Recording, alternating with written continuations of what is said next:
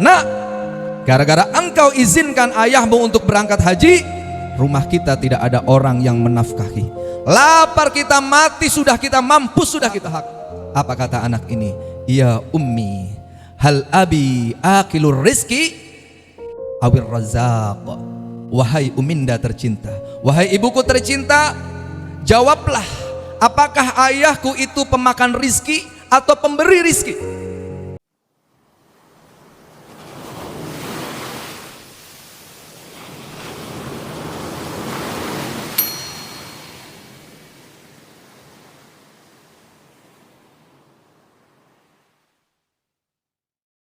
Orang yang hidupnya masih susah, ngerasa sedih, ngerasa menderita, itu sebetulnya hanya karena dua hal.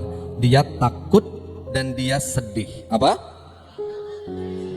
Makanya Islam mengajarkan la takhaf wala tahzan. Janganlah kau takut, janganlah kau bersedih. Innallaha ma'ana. Karena Allah bersama kita. Apa sih bedanya antara takut dan sedih? Apa?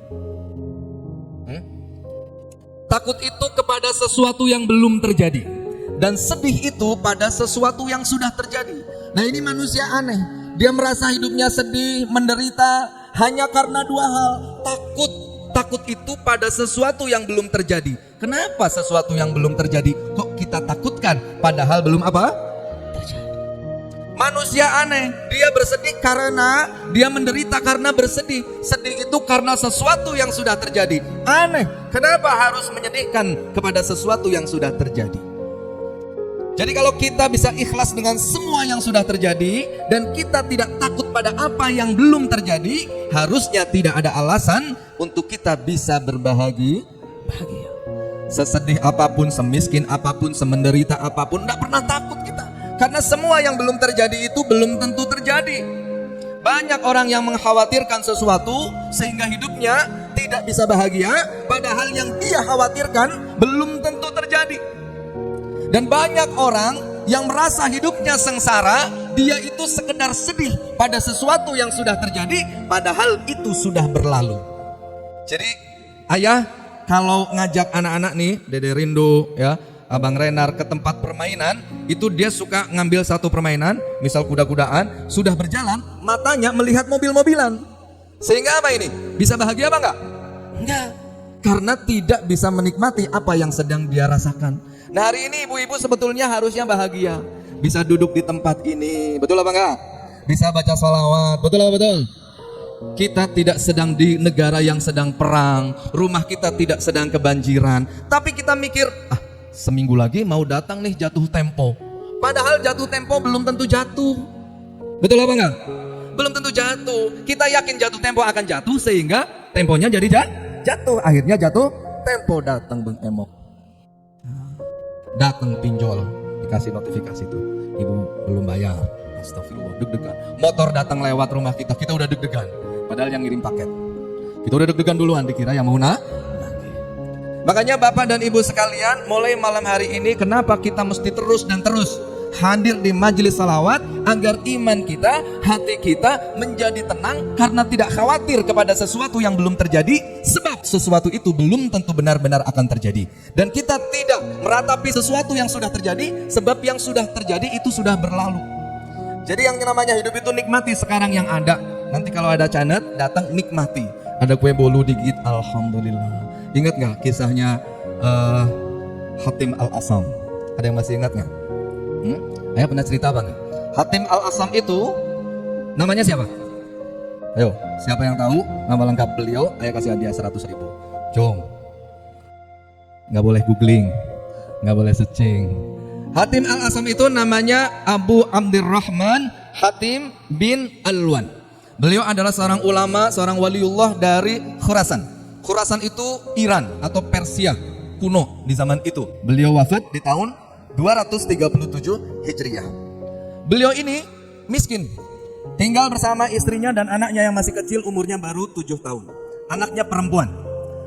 Dan kebiasaan beliau setiap tahun itu, setiap kali masuk musim haji, beliau selalu tidak bisa tersenyum. Apa? Tidak bisa apa? Tidak bisa tersenyum. Hawanya murung terus, ngelamun terus. duduk di depan rumah nggak mau masuk. Melihat kafilah-kafilah yang berangkat ke tanah suci, nangis air matanya tidak pernah berhenti menderaikan air mata. Kenapa? Karena saking rindunya beliau ingin ke tanah suci. Ayah doakan mudah-mudahan kita semua Allah mudahkan untuk berangkat ke tanah suci. Kalau Allah nggak panggil kita ke tanah suci, minimal ke tanah abang. Hatim Al-Asam, beliau dinamakan Al-Asam. Asam itu artinya tuli. Bukan karena beliau tuli, tapi karena beliau pernah menjaga muruah, menjaga kehormatan seorang wanita yang datang sedang ngobrol, maaf, tiba-tiba buang angin. Kemudian semua yang dia ucapkan seolah-olah tidak didengar oleh Hatim Al-Asam ini. Gak didengar, sehingga perempuan yang tadinya mukanya sudah merah, sudah khawatir, ya Allah malu betul saya di depan ulama, saya malah hitut. Oh ternyata ulama ini gak bisa dengar suara, sehingga saya yakin ulama ini tuli dan saya tidak perlu malu dengannya. Sehingga sejak saat itu Hatim dijuluki Al-Asam. Hatim seorang yang tuli, padahal beliau bisa mendengar. Satu hari beliau menangis gak berhenti-berhenti. Datang anaknya yang usia 7 tahun. Ya Abi, lima bakit, kenapa engkau menangis? Kenapa engkau bersedih wahai ayahandaku tercinta? Apa jawab Hatim Al-Asam? Al-Hajj ya binti, wahai Ananda, putriku tercinta, aku bersedih tidak berhenti menangis karena aku ingin sekali untuk melaksanakan ibadah haji. Apa kata anaknya? Ini anak yang kenal dengan Allah, kenal dengan Tuhannya. Dia mengatakan meskipun ayahnya miskin, gak punya uang, gak punya bekal, tapi anaknya dengan tegas mengatakan, ya abati, idhab, famshi, fatawakkal ala Allah. Wahai ayahanda tercinta, berangkatlah, berjalanlah, dan pasrahlah kepada Allah. Apa kata ayahnya? Wahai ananda tercinta, saya siap untuk berangkat, saya siap untuk berjalan, saya siap untuk tawakal pasrah kepada Allah. Tapi, tahukah engkau, ibumu adalah seorang ibu yang selalu menahan aku untuk berangkat pergi haji karena dia takut rumah tangganya tidak ternafkahi. Kemudian apa kata anak kecil yang 7 tahun ini? Dia mengatakan, wahai ayahanda tercinta, tenang saja, urusan ibu biar aku yang meyakinkannya. Datang dia ke ibunya. Wahai uminda tercinta, bolehkah ayah berangkat haji? Kata uminya, oh nggak boleh. Kalau ayahmu berangkat haji, siapa yang mau kasih nafkah umimu? Siapa yang mau kasih makan buat kamu nak? Gak boleh, gak usah berangkat. Kita orang miskin, gak punya kewajiban untuk berangkat haji. Gak usah, ayahmu gak usah berangkat. Kemudian kata anaknya, wahai umi tercinta, ayah sudah 3 hari tidak berhenti menangis. Tahukah engkau alasan dia tidak berhenti menangis itu? Karena dia betul-betul ingin bersujud di rumahnya Allah, Baitullah di Masjidil Haram. Menangislah kemudian ibunya. Dia melihat seorang anak kecil yang betul-betul kenal dengan Tuhannya. Dia memperjuangkan keinginan mulia ayahnya untuk bisa berangkat kemana? Ke tanah suci. Akhirnya kata ibunya, baik kalau begitu, Mama izinkan ayahmu berangkat ke tanah suci. Dan berangkatlah Hatim Al-Asam ini dengan senang, gegap, gembira, bahagia, meskipun tidak punya bekal sama sekali. Kata anaknya, idhab wamshi fatawakkal alal. Berangkatlah, berjalanlah dan pasrahlah kepada Allah. Berangkat ini. Ikut apa? Ikut kafilah, ikut rombongan. Ada rombongan dia masuk. Rombongan ini rata-rata orangnya kaya-kaya. Mereka punya bekal, mereka punya harta, mereka punya makanan, punya sesuatu yang bisa dijual, punya bekal yang lengkap dan cukup. Sementara Hatim Al-Asam menjadi satu-satunya yang ada di rombongan itu yang tidak sama sekali punya bekal. Maka apa yang terjadi? Setiap kali istirahat, kafilah itu makan, dia akan mencari tempat yang terpisah, dia salat, berdoa, menangis. Berjalan lagi kafilah ini, istirahat lagi, makan lagi, karena dia tidak punya bekal dan tidak mau merepotkan, dia ambil tempat yang terpisah, dia sholat lagi. Sampai pada satu tempat, pimpinan rombongan ini, qadarullah, kakinya tersengat oleh binatang berbisa. Dalam satu riwayat disengat oleh kalajengking. Kalajengking berbisa di padang pasir ini.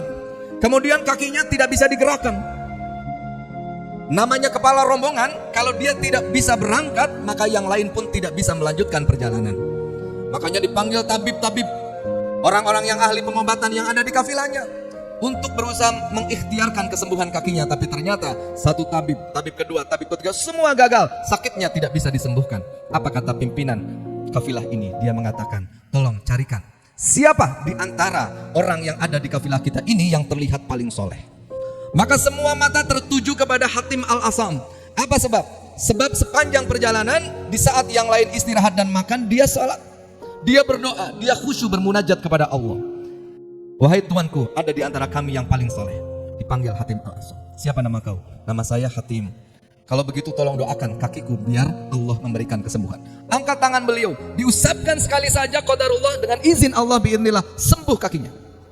Alhamdulillah sembuh. Nah karena saking bahagianya, dia mengatakan, pimpinan kafilah ini mengatakan, anta dhihaban wa iyaban nafaqatuka alayya. Engkau kepergiannya dan kepulangannya, semua kebutuhannya aku yang nanggung. Aman? Kemudian dia mengangkat tangan, Alhamdulillah, Allahu Akbar, terima kasih ya Allah, Engkau telah menjaminku karena aku bertawakal, berpasrah kepadamu ya Allah. Maka tolong dengan kemahaperkasaanmu, dengan kemuliaanmu, dengan rahman rahimmu, jaminlah keluarga yang aku tinggalkan di rumah. Maka berangkat ini Hatim Al-Asam bersama kafilah itu dan melangsungkan ibadah haji. Sementara di rumah sudah masuk di hari ketiga, bekal makanan yang hanya sedikit sudah betul-betul habis. Di hari ketiga pagi-pagi ibunya udah nunggu, ini kapan ada rizki datang, kita nggak ada makan.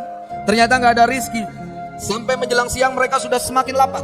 Siang pun tidak ada rizki. Dan di sore hari si ibu ini memanggil anaknya dan marah kepada anaknya. Nak, gara-gara engkau izinkan ayahmu untuk berangkat haji, rumah kita tidak ada orang yang menafkahi. Lapar kita, mati sudah kita, mampus sudah kita. Ini namanya kekhawatiran. Padahal sudah pasti terjadi apa belum matinya? Belum tentu terjadi. Apa yang kemudian terjadi? Rumah itu diketok oleh seseorang. Tok tok tok. Ibunya masih marah. Nah, gara-gara kau, coba kalau engkau tidak izinkan ayahmu untuk berangkat haji, pasti kita sudah tercukupi, nggak bakal kelaparan. Anak itu kemudian tertawa terbahak-bahak. Saya marah sama kamu. Ibu marah sama kamu, kenapa kamu malah tertawa terbahak-bahak? Apa kata anak ini? Ya ummi, hal abi akilur rizki awir razaq. Wahai uminda tercinta, wahai ibuku tercinta, jawablah, apakah ayahku itu pemakan rizki atau pemberi rizki? Ini pertanyaan sekali lagi dari anak kecil yang kenal dengan Tuhannya. Wahai Uminda, engkau mengatakan kita nggak dapat rizki. Saya ingin tanya kepada engkau, apakah ayah kita, ayah saya itu adalah pemakan rizki atau penerima rizki atau pemberi rizki? Apa kata ibunya? Ayahmu akilur rizki. Ayahmu pemakan rizki. Kemudian tertawa ini anak. Wahai Uminda tercinta, pergi dari kita seorang pemakan rizki dan sebentar lagi akan datang Zat yang maha memberikan rizki. Yang di luar udah ngetokin pintu tuh. Kemudian disuruhlah si anak ini, udah itu ada tamu, kamu temuin dulu tamunya. Dibuka pintunya, ternyata rombongan banyak. Rupanya itu adalah rombongan gubernur dan para pejabat-pejabat di provinsi itu, di negara itu, di Khurasan itu yang sedang berburu. Apa yang terjadi? Ternyata mereka kehabisan air minum, haus dahaga. Cari kemana-mana nggak ada air minum. Mereka mengatakan, rumah siapa ini? Ini rumah Hatim. Bolehkah kami minta air minum? Karena kami dan pasukan kami ini kehabisan air. Oh boleh, diambilin air minum. Dalam hati ibunya, udah mah kita sedang lapar, nggak ada makanan. Ini orang-orang kaya malah datang-datang bukannya ngasih makanan, malah minta minum. Tapi dikasih. Begitu dikasih, hilang dahaganya, hilang hausnya, senang betul, bersyukur nih. Karena saking bersyukurnya ingin memberikan tanda terima kasih kepada ibu dan anak kecil ini. Apa kata pimpinan rombongannya? Apa kata gubernurnya? Beliau mengatakan, lihatlah, aku melepas ikat pinggangku yang bertahtakan emas dan permata. Jadi orang-orang zaman dulu itu memberikan hiasan-hiasan di ikat pinggangnya itu emas dan permata. Kemudian beliau mengatakan, faman akramani falyakhlaq izamahu, dan barang siapa di antara kalian yang menghormatiku, lepaskanlah ikat pinggang kalian dan kita hibahkan, kita hadiahkan kepada ibu dan anak kecil yang memberikan kita minum ini. Sallu ala Nabi Muhammad. Dapat ikat pinggang yang banyak, bertahtakan emas dan berlian. Kemudian salah satu di antara rombongan itu orang kaya betul. Dia datang, Bu, apa yang sedang kau butuhkan? Dia bilang, saya pengen makan. Bisa nggak ini ikat pinggang dimakan? Oh nggak bisa. Kalau begitu boleh nggak saya beli ikat pinggang yang diberikan oleh kafilah ini? Boleh tentu. Dibayar dengan uang yang sangat banyak. Yang menurut riwayat disebutkan bahwa penjualan ikat pinggang itu tidak mungkin akan habis meskipun dimakan sampai mereka semua mati. Sallu ala Nabi Muhammad. Dapat uang banyak sekali. Kemudian berangkat ini kafilah ini dengan bahagia karena sudah lepas dahaga. Sementara di dalam, ibu itu langsung belanja makanan yang banyak karena uangnya banyak. Apa kata si anak ini? Si anak ini begitu ditawarin, nak, ini ada rezeki betul, apa kata kamu? berangkat pemakan rizki, datang pemberi rizki. Ayo kamu makan. Kemudian anak kecil itu disuruh makan malah nangis. Tadi ketika lapar dia apa? Ketika lapar dia gimana? Tertawa. Tapi kenapa ketika banyak makanan kok malah dia nangis? Ibunya bingung, nak kenapa kau nangis? Ini makanan banyak, kau lapar, ayo makan. Apa kata dia? Wahai Uminda tercinta, kalaulah yang datang sekedar hamba dari Zat yang Maha Penyayang, mereka menyelesaikan semua kebutuhan kita, apalah jadinya kalau yang memandang kita adalah Zat yang Maha Penyayang, Allah Jalla Jalaluhu. Ini kedekatan hati seorang anak kecil yang kenal dengan Allah. Dia tidak mengkhawatirkan apa yang belum terjadi karena benar-benar belum tentu terjadi. Dan dia tidak pernah menyedihkan sesuatu yang telah terjadi, sebab itu semua telah berlalu. Nah, ini hidup kita coba kita tata seperti itu. Siapa tahu besok orang yang kita sedang sekarang benci menjadi orang yang sangat kita cintai, kita nggak pernah tahu. Siapa tahu orang yang hari ini sedang sangat memusuhi kemudian menjadi orang yang sangat menyayangi kita di kemudian hari, kita tidak pernah tahu. Makanya tata hati kita agar tidak sekalipun suudzon, berprasangka buruk pada ketetapan Allah Subhanahu wa taala. Ayo doakan, mudah-mudahan yang masih pada susah, yang masih pada sedih, yang masih suka banyak masalah, ayah doakan mudah-mudahan Allah tuntun hati kita agar kita mengenal Allah. Karena orang yang sedang punya masalah, yang dibutuhkan itu bukan jalan keluar masalah, yang dibutuhkan itu harus ada Allah di dalam hatinya. Sehingga sebesar apapun masalahnya, karena dia tahu Allah Maha Besar, masalah sebesar apapun menjadi kecil.